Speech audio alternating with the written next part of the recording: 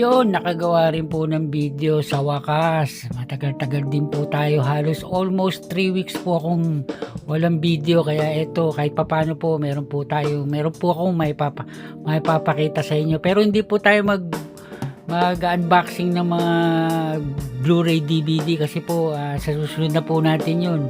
Meron lang po akong ipapakita na kadadating-dating lang po ngayon. Yan. Ito po, itong mga nasa gitna na to, yan, mga nakuha ko po sa mga kahong ko.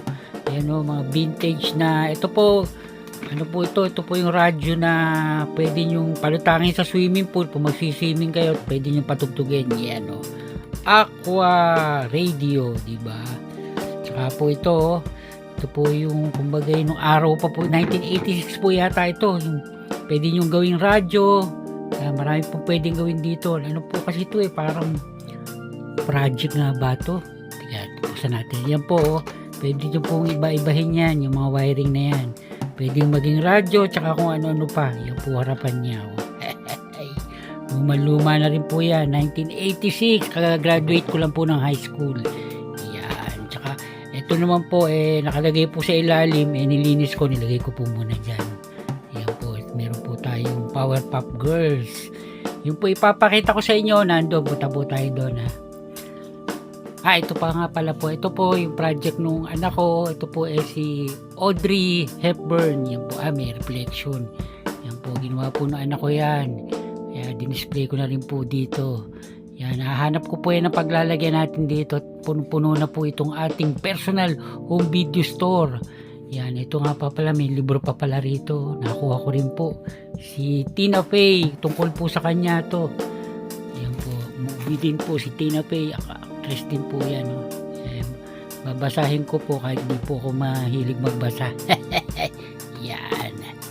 At ipapakita ko po, ando po sa kabila ng ating pinaka retro corner. Yan po. Dahil po wait lang po. Sadya na po kayo kung nakakahilo po akong mag video. Yung po, napapansin niyo po yan. Yan o, si Combatron, nakabili po tayo. Ito po siya o. Yan o, kung sino po nakakakilala kay Combatron, ito po siya. 5 inches na laruan po ito. Articulated po lahat ng mga ano niya. Yan, tapos ito po yung pinaka box. Yan o. Kailangan po mapapirmahan po natin ko ito kay Berlin Manalaysay. Yan po yung creator nito, si Combatron. Ang Combatron po kasi yan po ay lumabas po yan sa Panicomics noong 1990 po yan nagsimula, tapos ng 1997. Yung po kasing first edition ng Panicomics, bumibili po ako nung araw niyan. Simulan-simula yung number 1 po, meron po ako noon 1978 po. Tumigil po ako nung mga na 91 na po, 1991. Kaya po ito, inabot ko po ito, pero konti lang po yung mga ano ko sa kanya sa comics. Tapos tumigil na po ako. Yan, yung nga po mga comics parang nabaha yata nung undoy, kaya wala, hindi ko na po nakuha. Pero inipon ko po talaga yun, sayang po dahil po yung number 1 niya, alam ko nasa 10,000 na po ang isang issue. Yan, Combatron, 1990 po hanggang 1997. Tsaka po ang maganda po dito, kaya ko din po ito kinuha dahil po magkakaroon na po ng movie nito sa December po yata ilalabas. Yan, movie ni Combatron. Kaya parang ano siya, computer animation po. Kaya ito, magkakaroon na rin po ng movie si Combatron. Tsaka marami na pong bibili nito sigurado. Yan po, Pilipino superhero po ito.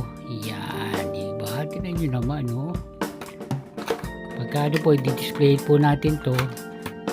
At yan, hindi ko na po masyado maipapakita ng gusto. Ayan pala, pwede natin buksan. Yan, no? Diba? Si Combatron. Panalo. O, yan po mga ka-HT. Pasensyahan na po kayo dahil marami po akong ginagawa. Hindi po ako makapaggawa ng video. Hanggang dito na lang po. Hanggang sa mga susunod na video.